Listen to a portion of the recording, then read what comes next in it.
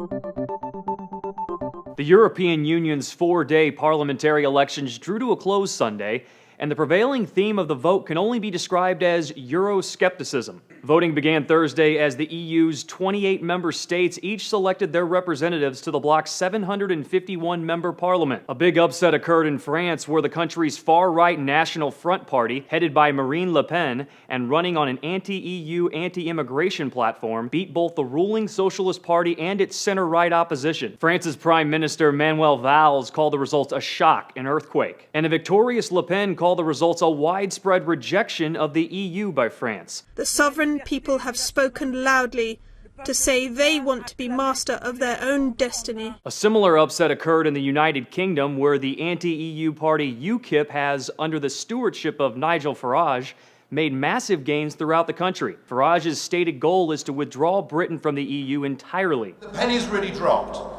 That as members of this union, we can't run our own country, and crucially, we can't control our own borders. Those high-profile anti-EU coups echo similar sentiments throughout Europe. Euroskeptic parties calling for a less powerful EU made significant inroads, particularly in countries that suffered the most since the 2009 financial crisis. The shakeup isn't likely to upset the EU Parliament too much, though. It will still be firmly in the hands of the EU's centrist parties, but the vote will give the Euroskeptics a voice in how the legislature is run, and a platform to sell their message to more voters. One Forbes contributor even went so far as to claim the vote heralded a near-certain breakup of the EU, saying UKIP's triumph seems likely to trigger a chain reaction in which it becomes impossible for the London elites any longer to hold out against the democratic will. But the Eurosceptics haven't had it all their way this election cycle. Controversial Dutch politician Geert Wilders and his far-right Freedom Party suffered a major loss to pro-EU parties. Turnout across Europe was about 43%, matching the last European election turnout in 2009.